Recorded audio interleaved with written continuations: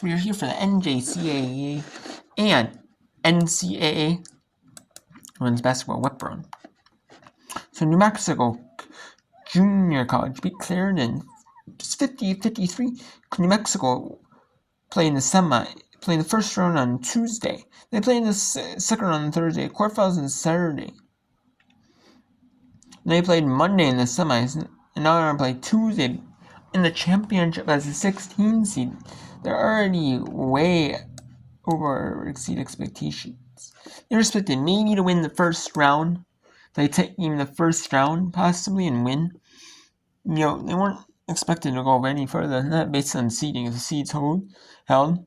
So in Eastern Arizona, a 2 seed, a little up on Trinity Valley, but so we'll see. It's a low scoring fight. Oh, it's like 35-23. I want to say. I believe it is.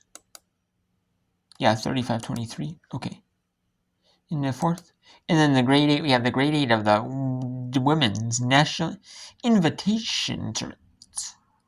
George Russian, the Atlantic 10, 18-17. They were under 500 going in this tournament, but let's do some opt-outs from conference, from mid-majors.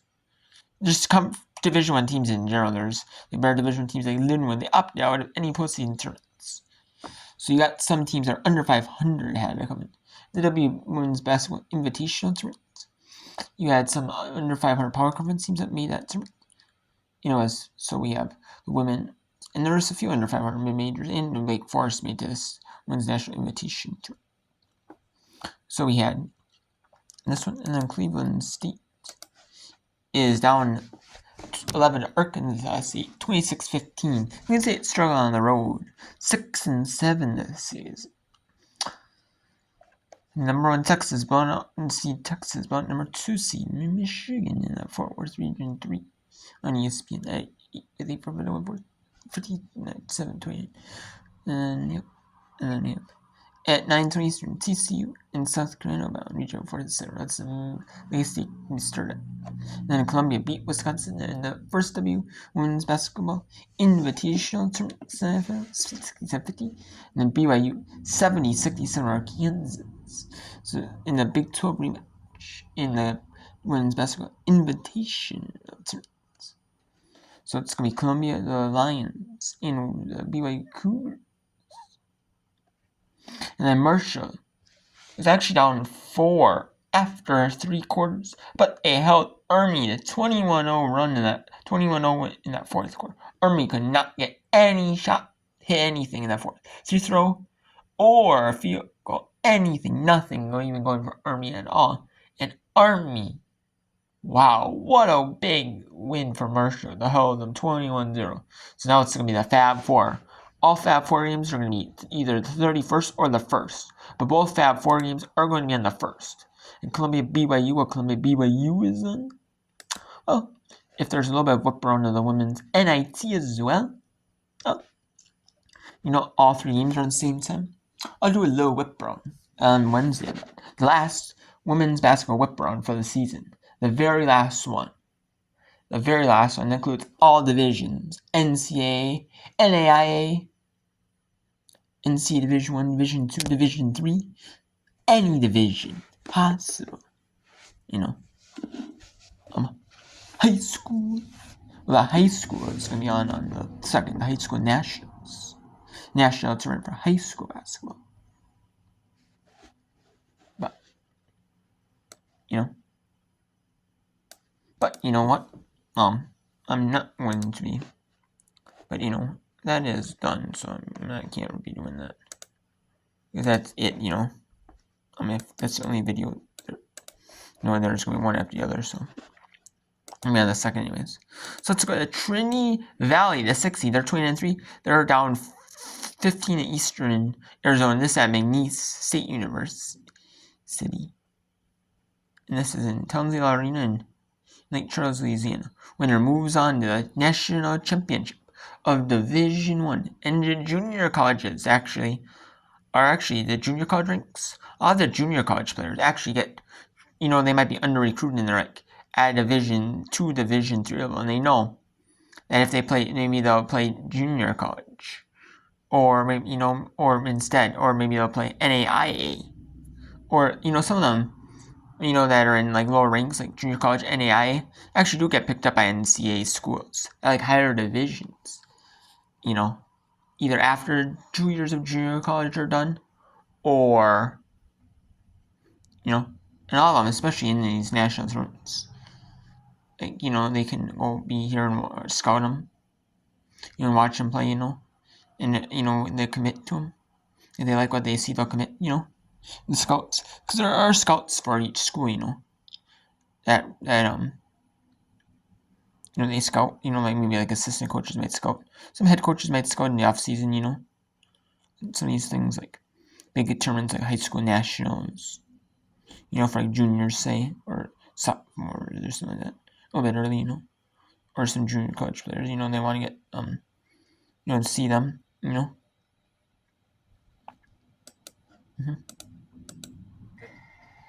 Yeah, we'll do this a little bit of whip around here. So, you know, we'll do a little bit of whip around here on these 3 games for right on this. So, on Wednesday, I'm going to do the very last whip around of the season, if I can, which I should be able to. So, I'm going to do a little bit of whip around then. And that'll be it. So, you'll put a women's college basketball whip around for the season. And then just, it'll be afterwards that was done. It'll be on the 5th. It'll be on the 3rd. It'll be the NCAA Women's Final Four games. It'll be the Women's Final Four on the 20, on, you know, on that day. That'll be on the 20. It'll be on the 3rd. On the 4th, it'll be during the day. It'll be the Women's National Invitation Tournament. That'll be the championship on CBS Sports Network. And then also the Final Four, the main broadcast is on ESPN. This alternate cast is on ESPN2. And then for the national championship, it's going to be on ESPN. It's going to be on ESPN and ABC. ABC is going to have the main feed. And then ESPN is going to have the altcast. While ABC has the main feed, the main broadcast. ESPN is going to have the alternate cast.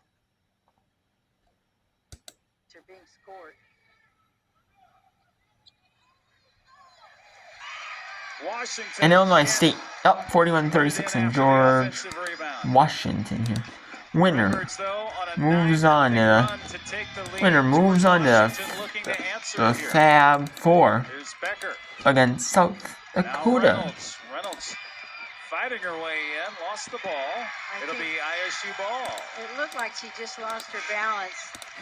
The coach feels like she got hit. But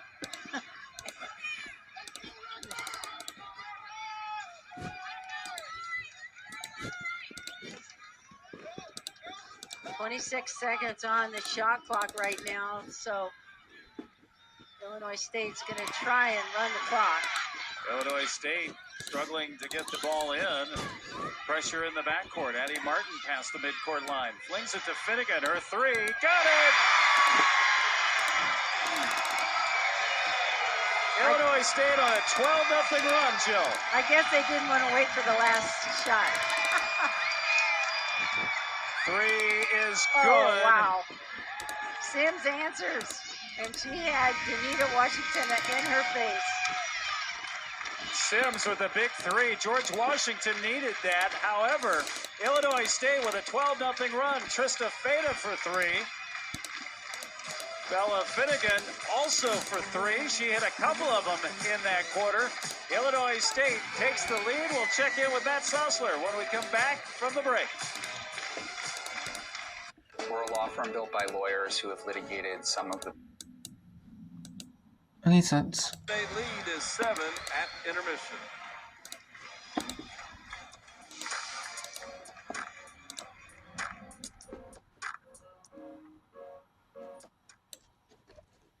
On these acres, weekends aren't a break. Fix this, move that. Okay, so yeah, I have to. The number 1 Texas is dominating Michigan. So Wow. And yes, and then yesterday, yes, it was South Dakota over Montana State in it was a dominant fashion. Well, it was 65-56, so South Dakota is playing the winner of the George Washington Illinois State game. And then the Cleveland State Arkansas State winner takes on Marshall. And it's to be determined who hosts that one. It has not been decided yet who hosts that one. Could it be Marshall? Could it be Cleveland State, or it could be Arkansas State? We'll see who determines who's the bracket, who hosts this Fab 4 matchup. But either way, it is going to be on ESPN Plus. Either way.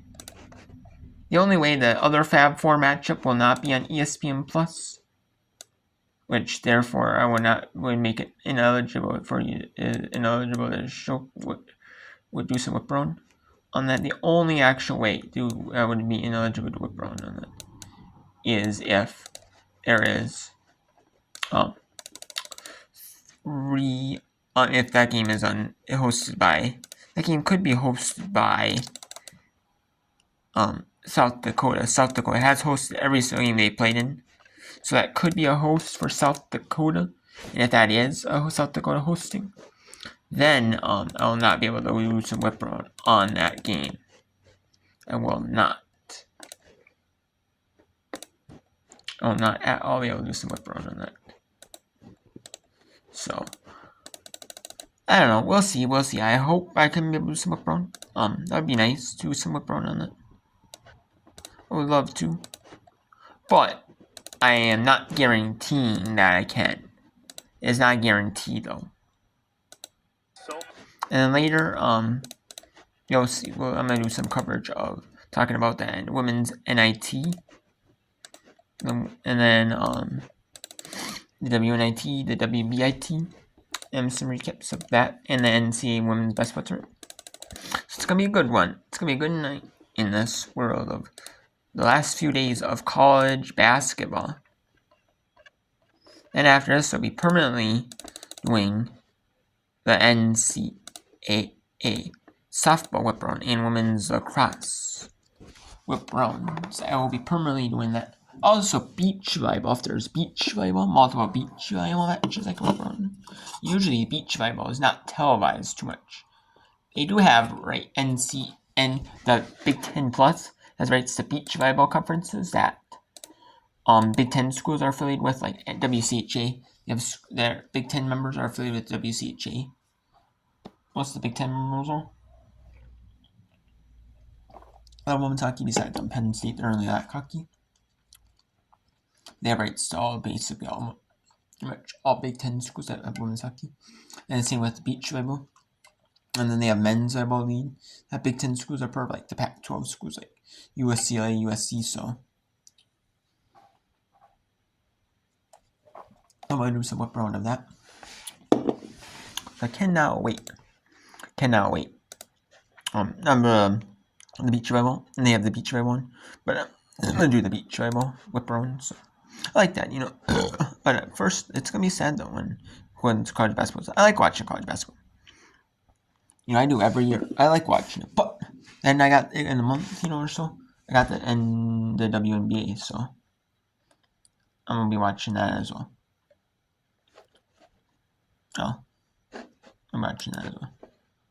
And then let's see here. And